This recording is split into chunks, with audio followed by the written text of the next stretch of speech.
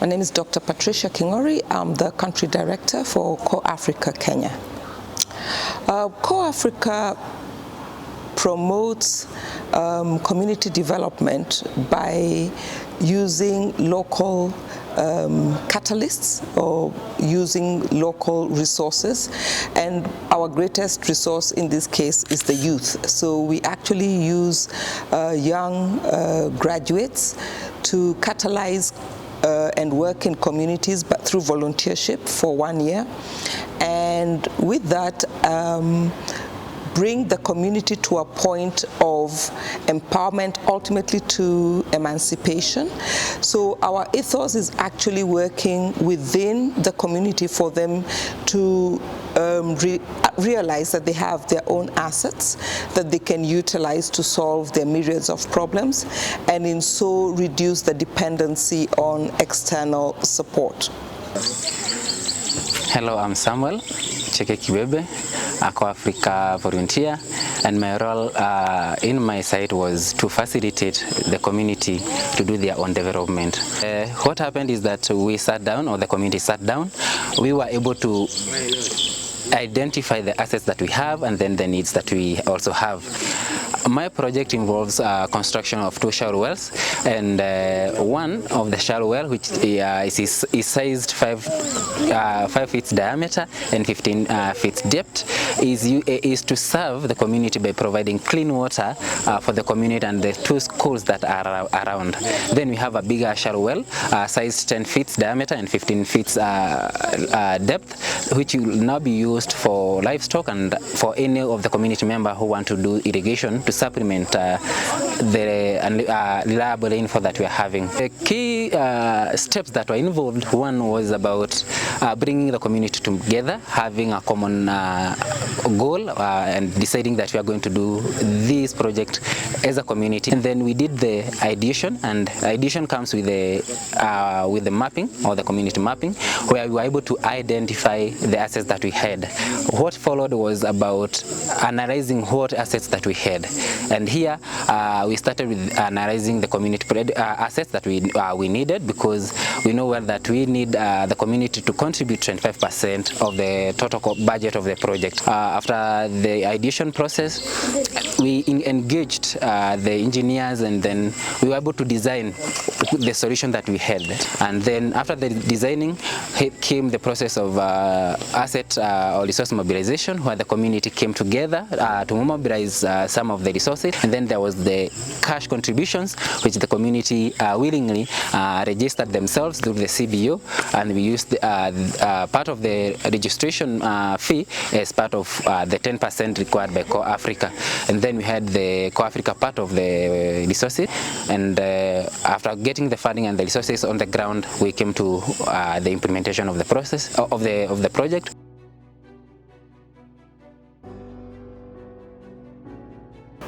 My name is Irene Duta. I work at CorpsAfrica Kenya as program coordinator. My role as a program coordinator in CorpsAfrica is to act as a liaison between the community and the volunteers. I majorly support volunteers in coaching them, mentoring them, giving them guidance and counseling, and also tips on how they are supposed to integrate to the community for their service to become successful. Also, as a program coordinator, I usually network with the community members. I also do what we call site identification, where the volunteers will be deployed, and also looking for the host family. This means I'm supposed to look for a family who will be able to give or to accommodate our volunteer for a period of 1 month in his or her house, so that our volunteer will be able to integrate well in the community. Basically, that is what I do as a program coordinator. My name is Irene Kihumba, serving at Kikumini, Makueni County. My role as volunteer in this community has been to facilitate the community members and to show them that locally available resources are good and they can use it to better their lives. My community came up with the idea because they had a challenge of unreliable rainfall due to cutting down trees, causing deforestation. So that led to them deciding that they want to better their community and make it green so that they can have enough rainfall. My project is a tree nursery and vegetable nursery, which is its core value is to improve the environment and also to improve nutrition. The community is very happy. As you can see in their faces, they are very happy because of the project. The trees will be growing and they will sell and improve their economic. And so when they sell the trees, some of them are planting around the community that will improve the environment. And also about the vegetables, the community members are going to benefit because they will buy the vegetables and they will eat and their nutrition will improve. Volunteers, remember, they're catalysts in the communities, they're connectors. So, for example, the community can come up with an idea and the volunteer knows a development partner who can support this, which is what we did with Chuso when we gave the wheelchairs. We got a development partner, that is Walkabout Foundation, who specialize in just wheelchairs. And once we did that connection, then the project came through. So volunteers have a role of connecting. They have a role of also triggering questions that are thought-provoking so that the community is able to think outside the box. They are also the ones that help them in learning how to do a proposal, how to do the budgeting. But because they have the information at hand, they're able to give, like if, for example, a project involves buying cattle for fattening, they know basically which markets have good cattle and what prices they have. So the volunteer is actually a catalyst in there, and they help to ensure that the project eventually is, one, sustainable, and two, that all risks have been addressed or mitigated against. So that is what they do in terms of helping to come up with this project. But at the end of the day, the project belongs to the community. My name is Maureen Johi, and I'm a CorpsAfrica volunteer in Kajiado. My role as a volunteer here in Kajiado is to work with the community and facilitate them in identifying, in using their resources to do a project that will solve their needs. First of all, when I came here, we did a lot of mobilization for the community members. Then after the mobilization, we came together and did mapping. After the mapping, we came up with project ideas. Then we narrowed down to 3 project ideas. We formed a development committee. Then after forming the development committee, we discussed the 3 project ideas, then narrowed it down to the Rigot project because they are looking to solve the problem of income, since the rains here are unreliable and they are farmers.